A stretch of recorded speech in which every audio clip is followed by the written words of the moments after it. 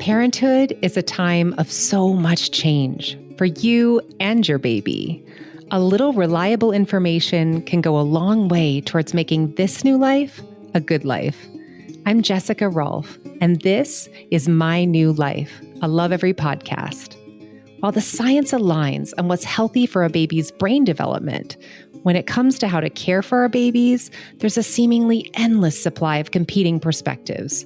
Parents are swimming in advice on sleep, feeding, and parenting philosophies.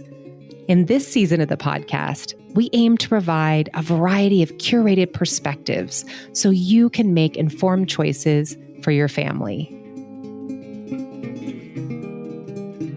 Usually when we consider having another baby, personal preferences factor heavily into decisions around timing, things like budget or sibling dynamics.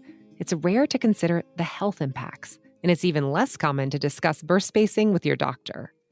Here to share the biological benefits and risks associated with the timing of your pregnancies and to help us make an informed decision around when to grow our families is Dr. Alison Gemmill. She is an assistant professor at Johns Hopkins in the Department of Population, Family, and Reproductive Health. Welcome, Alison. Oh, thank you for having me. I'm excited to talk about this topic. So great to have your expertise here with us. So what does the research tell us about the optimum time between pregnancies? Right now, we have recommendations from places like the World Health Organization and the American College of OBGYNs that does recommend optimal pregnancy spacing somewhere in the range of waiting to conceive the next pregnancy at about 18 months up to about 5 years. So the World Health Organization specifically recommends that women wait until at least 18 months after birth. And then here in the US, we see strong recommendations to avoid interpregnancy intervals shorter than 6 months because we know that those very short intervals are associated with negative outcomes. So what are the benefits of waiting 18 months between pregnancies? So we have seen from many studies across many settings that in general, pregnancies that are spaced between 18 months and up to 5 years, they tend to have better outcomes, both for the mother and the baby. And we especially see this for outcomes like preterm birth and low birth weight. And for moms, we see this potentially with complications that might arise. But one of the big considerations is that these relationships are not necessarily causal. And when we look at more rigorous study designs, it looks like there's probably more, the risk factors for short interpregnancy intervals are really concentrated in that really short interval up to 6 months. And so what should we be doing about spacing between a miscarriage? That's a really good question.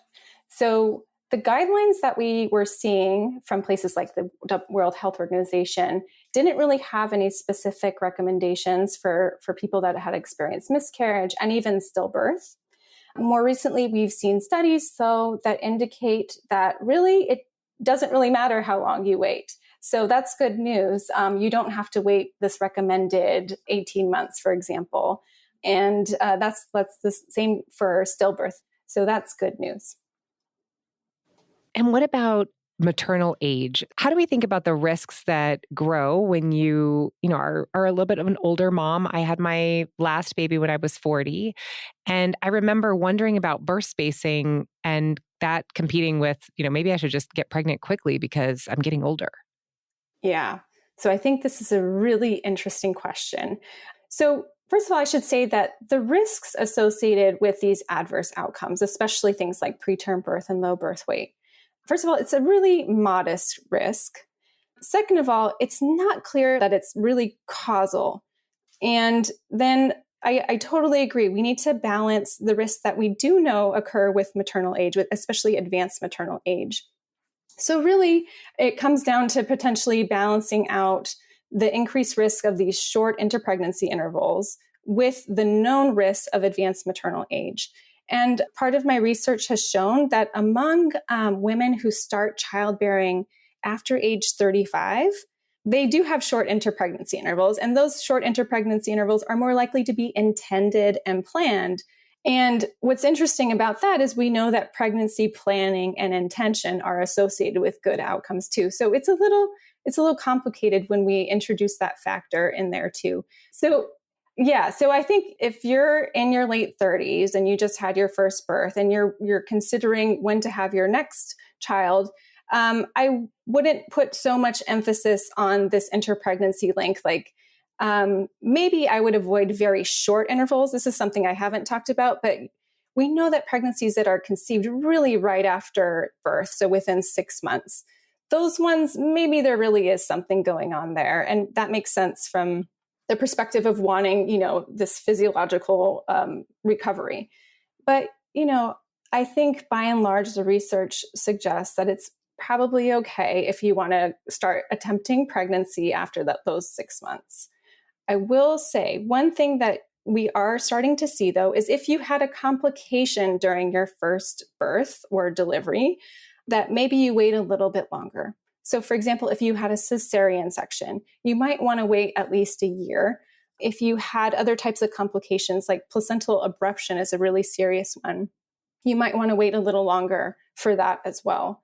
And that makes sense, right? We just want to make sure that your body is fully recovered from those types of complications.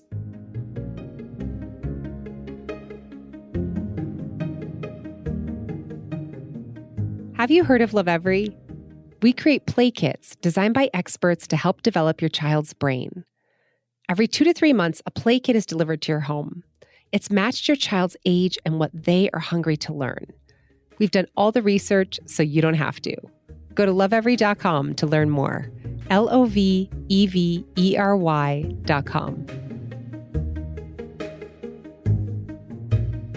So some research shows a connection between autism and birth intervals less than 11 months. What is this research and what do you know about this connection?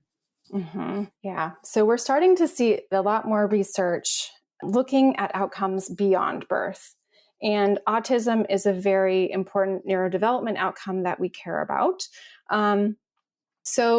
This research does show that short interpregnancy intervals, but also long interpregnancy intervals are associated with autism risk. So the risk, again, is modest, and we're not sure, again, if it's a causal association. There are hypotheses that if it is a causal relationship, it might be due to maternal nutritional depletion. So if we were to intervene, in addition to making sure that you space your births adequately, whatever that means to you, you also want to make sure that you are in good health before you conceive and are taking prenatal vitamins and eating a well-balanced diet. So I have this theory that you just have all these nutritional reserves and then you give a lot of them to your baby. And, some of them are macronutrients that you're eating and micronutrients, but some of them are just based on, your body's reserves and what we've stored up over many years of eating the way that we've been eating and trying to take our vitamins, prenatal vitamins. What is your theory on how much the baby takes of that nutritional reserve? And then what's your theory on how long it takes to build that back up? I'm not a nutrition expert, but I do think that we know other areas that really matter for adverse outcomes that we can easily intervene on. So these are things like smoking and getting adequate sleep and maternal stress. I guess the thing is that outcomes like preterm birth and low birth weight, they are what we call multifactorial, right? So there's several different things that can influence these outcomes. And I think we just have to make sure that we're approaching pregnancy and preconception health from a well-rounded place. We want to make sure we're not being too obsessive, because that's the other thing. We don't want to stress ourselves out, right? And I think a lot of mothers somehow feel that they have to be absolutely perfect when they carry a pregnancy, but we want to make sure we're not stressing ourselves out. So take care of yourself. I think that's really helpful to hear, because oftentimes we do put so much pressure on ourselves. But again, that pressure makes us stressed. So let's just relax and enjoy the pregnancy. Alison, it's been wonderful having you here with us today. Oh, thank you so much for having me. It's been really fun to talk about. I've always wanted to know the science behind birth spacing. Here are my takeaways from the conversation with Dr. Gemmill. Takeaway number 1. The World Health Organization recommends 18 months between pregnancies. In the US, the recommendation is to avoid intervals shorter than 6 months between births. Post-miscarriage, there is no recommended waiting period. Takeaway number 2. Outcomes like preterm birth and low birth weights are more common with a shorter interval between pregnancies, but Dr. Gemmill cautions that these risks are modest and the relationships are not necessarily causal. A variety of factors influence these adverse outcomes, so best to take a balanced approach. Make your sleep, prenatal supplements, and a healthy diet a priority, and avoid stress to the extent possible. Takeaway number 3. Dr. Gemmill says older moms should avoid really short intervals within 6 months, but can space their babies closer together to balance the risks that come with pregnancy after age 35. Pregnant with your second? Listen to My New Life episode number 22, New Additions Bringing Home a Sibling with Gabrielle Fellman. And you'll find more insights on sibling dynamics on our blog at lovevery.com. You've been listening to My New Life. If you think this episode might be helpful to a fellow parent, please share. And if you'd like to learn more about the topics discussed in today's show, head over to lovevery.com. That's LOVEVERY.com. I'm Jessica Rolph. Thanks for listening.